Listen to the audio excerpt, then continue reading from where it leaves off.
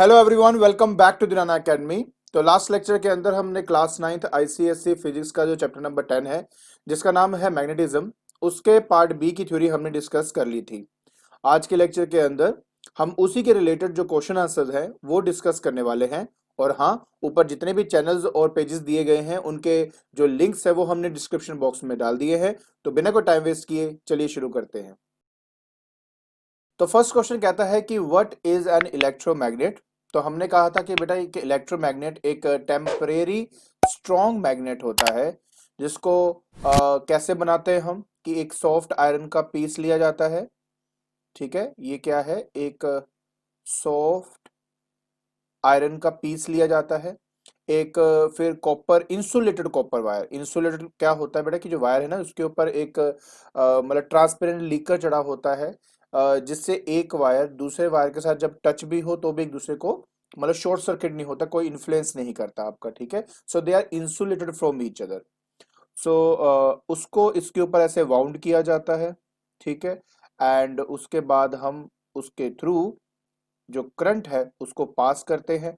ऐसा करने से इसका एक एंड नॉर्थ पोल और दूसरा जो एंड है वो साउथ पोल बन जाता है। इसकी एक और सबसे बड़ी खास बात ये होती है कि अगर मैं करंट को ऑफ कर दूं तो साथ के साथ ये जो आपका सॉफ्ट आयरन है ये डीमैग्नेटाइज हो जाएगा, मतलब इसकी मैग्नेटिक प्रॉपर्टी खत्म हो जाएगी। तो इसलिए कहा जाता है बेटा कि ये एक आर्टिफिशियल मैग्नेट है। ठीक है, आई होप आपको इलेक्ट्रोमैग्नेट समझ में आ गया होगा। चलिए अब हम बात करते हैं नेक्स्ट की, name the material used for preparing an electromagnet. तो मैंने जस्ट अभी आपको बताया है कि हम सॉफ्ट आयरन का इस्तेमाल करते हैं। ठीक है, देखिए इलेक्ट्रोमैग्नेट बेसिकली उस मटेरियल का बनाना सबसे बेस्ट होता है जिसको अगर हम चाहें तो करंट देकर मैग्नेटाइज कर सके, और जैसे ही हम बेसिकली करंट को ऑफ करें तो वो फिर से डीमैग्नेटाइज हो जाए। इस प्रॉपर्टी को रिटेंटिविटी कहा जाता है। तो जिसमें लो रिटेंटिविटी होती है मतलब उसके अंदर मैग्नेटिक फील्ड को सस्टेन करने की जो पावर है वो कम होती है after switching off the current. तो सॉफ्ट आयरन में लो रिटेंटिविटी होती है कि अगर उसमें से करंट को पास ना किया जाए, कॉइल में से करंट को पास ना किया जाए, तो ये जल्दी से अपने आप को डीमैग्नेटाइज कर लेता है। अब हम बात करते हैं कि how is an electromagnet made. मैंने आपको ऑलरेडी बता दिया कि इंसुलेटेड कॉपर वायर का इस्तेमाल करते हैं, हम उसको सॉफ्ट आयरन कोर के ऊपर वाउंड करते हैं, एंड उसके बाद हम उसमें से करंट पास करते हैं, तो उस तरीके से इलेक्ट्रोमैग्नेट हमारा तैयार हो जाता है। सबसे इंपॉर्टेंट बात यह है कि दो ऐसे फैक्टर्स बताओ जिससे उसकी स्ट्रेंथ को बढ़ाया जाता है। तो सबसे पहला फैक्टर तो यही है कि उसके नंबर ऑफ टर्न्स को बढ़ा दिया जाए। आप जितने ज्यादा नंबर ऑफ टर्न्स उसमें रखोगे उसकी जो मैग्नेटिक फील्ड की स्ट्रेंथ है वो उतनी ही ज्यादा होती है। और दूसरी प्रॉपर्टी है कि इसमें ज्यादा अमाउंट ऑफ करंट आप पास कर दीजिए, जितना ज्यादा अमाउंट ऑफ करंट आप पास करेंगे उतना ज्यादा मैग्नेटिक फील्ड की स्ट्रेंथ होगी आपकी। नेक्स्ट क्वेश्चन में कहता है कि you are required to make an electromagnet from a soft iron bar by using a cell an insulated coil of copper wire and a switch. So कहता है कि draw a circuit diagram to represent the process, and उसके बाद वो कहता है कि label the poles of the electromagnet. देखिए सिंपल सी बात है, जैसे बोला है मैं बिल्कुल वैसे ही बनाऊंगा। सबसे पहले क्या चाहिए, मुझे एक सॉफ्ट आयरन चाहिए, तो मैंने ये सॉफ्ट आयरन का बार ले लिया है। उसके बाद उसने कहा कि इस पर कॉपर की वायर जो है ना, कॉपर इंसुलेटेड कॉपर वायर का आपने यूज करना है। तो ठीक है जी, अब ध्यान से देखना बेटा मैं क्या कर रहा हूं कि मैं इस तरीके से इसको बना रहा हूं। ठीक है, लाइक दिस। तो आपने देखा कि मैं आगे से पीछे की तरफ जा रहा हूं, आगे से पीछे की तरफ जा रहा हूं, आगे से पीछे की तरफ जा रहा हूं। ठीक है, तो मैं आपको इसको इसके बारे में थोड़ा और बताऊंगा कि कैसे हम अपने पोल को देखते हैं। उसके बाद उसने कहा कि आपने क्या लेना है, स्विच का इस्तेमाल करना, सेल का इस्तेमाल करना। ठीक है, लीजिए, हमने एक सेल को लगा दिया और साथ ही साथ हमने एक स्विच लगा दिया। तो की नहीं बोला, स्विच बोला, और स्विच को ऐसे रिप्रेजेंट करते हैं, एंड दैट्स इट।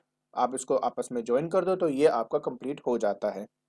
अब इस कंडीशन में जो करंट है बेटा वो आपका इस तरह से फ्लो करेगा, फ्रॉम पॉजिटिव टू नेगेटिव, इस तरह से आपका जाएगा। अब ये देखिए ध्यान से, करंट ऊपर से होके जा रहा है, फिर पीछे से होते हुए फिर दोबारा आगे की तरफ ऐसे जाएगा आपका। ठीक है, इस तरह से जा रहा है। ओके, सो इन्होंने कहा है कि पोल को आइडेंटिफाई करो। तो सबसे बेस्ट तरीका पता क्या होता है, सबसे बेस्ट तरीका होता है कि आप अपना पेन ले लीजिए और उस पेन को ना आप इस तरह से देखो, बिल्कुल इस तरह से। अब आपने क्या करना है, आपने सिर्फ इतना ही करना है कि क्योंकि जो वायर है वो इस तरह से आ रही है और आगे से होके ऐसे पीछे की तरफ ऐसे जा रही है ना, तो आपको क्या नजर आएगा कि आपको नजर आएगा कि जो करंट है वो आपका एंटी क्लॉकवाइज डायरेक्शन में मूव कर रहा है। क्योंकि ये एक एंटी क्लॉकवाइज डायरेक्शन है तो ये वाली साइड नॉर्थ बन जाएगी और पीछे वाला साइड जो है वो आपका साउथ बन जाएगा। तो ये एक तरीका है इस चीज को करने का, सबसे बेस्ट तरीका यही होता है। आप क्या करोगे, एक पेन ले लो, पेन को इस तरह से रखो और इमेजिन करो कि सर्किट बना हुआ है और वायर जो है वो इस तरह से जा रही है आपकी। तो बस उस तरीके से आप आइडेंटिफाई कर सकते हो। तो बेसिक बात सिर्फ इतनी है कि ये वाला जो हिस्सा है वो आपका नॉर्थ हो जाएगा और ये वाला जो हिस्सा है आपका साउथ हो जाएगा।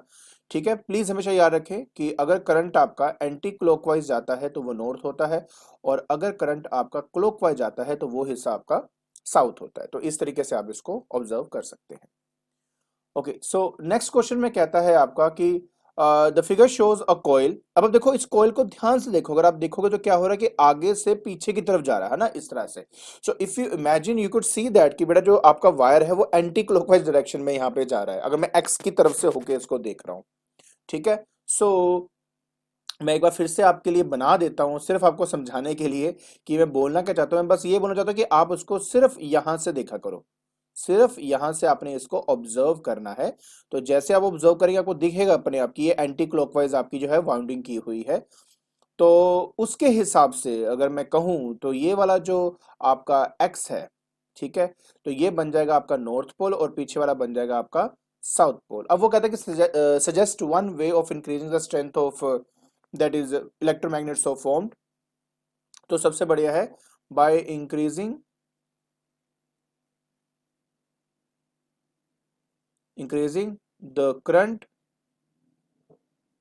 In the coil. So coil के अंदर करंट की वैल्यू को आप बढ़ा दो, ऑटोमेटिकली जो मैग्नेटिक फील्ड की स्ट्रेंथ है वो आपकी बढ़ जाएगी। फिर नेक्स्ट हमारे पास आता है a coil of insulated copper wire is wound around a piece of a soft iron and the current is pass in the coil from a battery. So what name is given to the device so obtained? Simple सी बात है, that is known as electromagnet, right? हम इसको क्या बोलते हैं, एक electromagnet इसको कहा जाता है। कहते हैं give one use of the device mentioned by you in electric bell. It is used in electric bell, आप इसमें इसका इस्तेमाल कर सकते हो, राइट? ओके, आप इलेक्ट्रिक रिले भी लिख सकते थे इसके अंदर, बट आप ये भी लिख सकते हो इन इलेक्ट्रिक बेल। फिर हमारे पास आता है कि show with the aid of the diagram how a wire is wound on a U shaped piece of soft iron in order to make an electromagnet and complete the circuit diagram with the and label the poles of the electromagnet जो आपके सामने मैंने किया हुआ है। बस ना एक बात थोड़ा सा आप ध्यान रखना कि इस टाइम ना जब भी आप अपने जैसे वायर को वाउंड करोगे, ठीक है, आगे से जब आप लेके गए ऐसे ऐसे ऐसे से घुमा रहे हो आप इसको, तो इट इट शोज लाइक कि हम क्लॉकवाइज इसकी वाउंडिंग कर रहे हैं। बट जैसे हम दूसरे एंड में पहुंचेंगे तो पीछे से हमने आगे की तरफ घुमाना है ताकि एक एंटी क्लॉकवाइज वाउंडिंग यहाँ पर हो। तो जहां से क्लॉकवाइज हो रही है वो आपका साउथ पोल बन जाएगा और जहां से एंटी क्लॉकवाइज हो रही है वो आपका नॉर्थ पोल बन जाएगा। तो इस बात का आपने ध्यान रखना है, ठीक है। फिर हमारे पास आता है state two ways through which the strength of the electromagnet can be increase. अभी हमने दो वेज किए हैं, मैं दोबारा कर देता हूँ। पहली बात क्या है इसमें, by increasing the number of turns by increasing the number of turns of copper wire, ठीक है, by increasing the number of turns of the copper wire and दूसरा क्या है बेटा आपका, by increasing the amount of current, the amount of current passing through the wire, through the wire, ठीक है। Bye आप क्या कर सकते हो कि by increasing the number of turns of the copper wire, right. And दूसरा क्या है, by increasing the strength of the current through the wire. इससे क्या होगा कि ऑटोमेटिकली जो इसकी जो स्ट्रेंथ है इलेक्ट्रोमैग्नेट की वो आपकी इंक्रीज हो जाती है। फिर आता है बेटा name one device that use N electromagnet, उसका आंसर ऑलरेडी दिया हुआ है आपको, इलेक्ट्रिक बेल, ठीक है। नेक्स्ट है state two advantages of an electromagnet over a permanent magnet. तो देखिए बहुत सिंपल सा था। नंबर वन कि एक इलेक्ट्रोमैग्नेट स्ट्रॉन्ग मैग्नेटिक फील्ड बना सकता है। दूसरी बात, हम इसकी स्ट्रेंथ को इंक्रीज या डिक्रीज कर सकते हैं by just changing the value of current through the solenoid. And ये इसका फायदा है। और देखो तीसरा एक और भी, हम चाहे तो उसकी पोलैरिटी को चेंज कर सकते हैं, जो परमानेंट मैग्नेट में नहीं किया जा सकता। डिफरेंसेस क्या है? सबसे बड़ा डिफरेंस तो यही है कि इलेक्ट्रोमैग्नेट जो है वो सॉफ्ट आयरन का बनाया जाता है, बट परमानेंट मैग्नेट बनाने के लिए हम स्टील का इस्तेमाल करते हैं, बिकॉज इसकी हाई रिटेंटिविटी होती है। हाई रिटेंटिविटी होती है। रिटेंटिविटी क्या चीज होती है बेटा? ये वो प्रॉपर्टी है जिससे मैग्नेटिक, कोई भी मैग्नेटिक सब्सटेंस मैग्नेटिक फील्ड को सस्टेन करता है, इवन इफ कि बाहर की जो एक्सटर्नल मैग्नेटिक फील्ड है वो जीरो हो जाए। ठीक है। आपको पता है जो कॉइल हम बनाते हैं उसका काम क्या है? मैग्नेटिक फील्ड को प्रोड्यूस करना। उसके अंदर आप सॉफ्ट आयरन रखते हो तो जिससे वो मैग्नेटाइज होता है। सेम स्टील को भी आप मैग्नेटाइज करते हो। बट सॉफ्ट आयरन के केस में क्या होता है कि अगर मैं एक्सटर्नल फील्ड को बंद कर दूं तो ये भी डीमैग्नेटाइज हो जाता है। स्टील के केस में क्या होता है? वो स्टील मैग्नेटाइज रहता है। तो ये रिटेंटिविटी की वजह से होता है। नेक्स्ट बेटा हमारे पास आता है, हम मैग्नेटिक फील्ड की स्ट्रेंथ को चेंज कर सकते हैं इलेक्ट्रोमैग्नेटिक केस में, बट परमानेंट मैग्नेट में ऐसा नहीं किया जा सकता। ठीक है। एंड एक इलेक्ट्रोमैग्नेट की बात करें, बहुत स्ट्रॉन्ग फील्ड्स होती हैं, परमानेंट मैग्नेट की इतनी स्ट्रॉन्ग फील्ड्स आपकी नहीं होती हैं। फिर आता है why is soft iron use as a core of electromagnet in electric bell. तो मैं आपको बता दिया ना कि सॉफ्ट आयरन जो होता है उसके अंदर लो रिटेंटिविटी होती है, जिसकी वजह से जैसे ही हम इलेक्ट्रिक करंट को बंद करते हैं सोलेनॉइड के अंदर, तो साथ के साथ वो क्या होता है? डीमैग्नेटाइज हो जाता है। और हमें इलेक्ट्रिक बेल के अंदर एग्जैक्टली ऐसा ही एक इलेक्ट्रोमैग्नेट चाहिए होता है। फिर आता है how is the working of electric bell affected if the alternating current is use instead of that is direct current. मैंने आपको बताया था कि अगर आपने वीडियो देखी थी तो मैंने आपको अच्छे से बताया था कि ऑल्टरनेटिंग करंट डालने से मेरे इलेक्ट्रिक बेल के फंक्शनिंग में कोई फर्क नहीं पड़ता। बस फर्क ये है कि ऑल्टरनेटिंग करंट डालने से क्या होता है कि इलेक्ट्रोमैग्नेट के अंदर ना नॉर्थ एंड साउथ पोल की जो पोलैरिटी है वो लगातार स्विच मारती रहेगी, बट उसका काम सिर्फ ये है कि आर्मेचर को अपनी तरफ अट्रैक्ट करना, बस। इसके अलावा कोई और सा काम नहीं है। तो पोलैरिटी चेंज हो ना हो उससे कोई फर्क नहीं पड़ेगा मेरे इलेक्ट्रिक बेल के अंदर।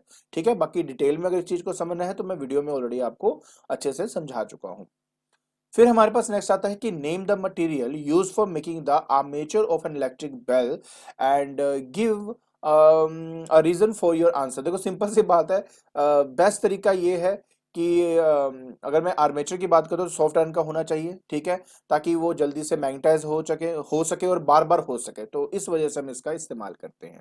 तो आज के लेक्चर के अंदर हमने finally class 9th ICSE physics का जो लास्ट एक्सरसाइज था उसके क्वेश्चन आंसर्स हमने डिस्कस कर लिए हैं।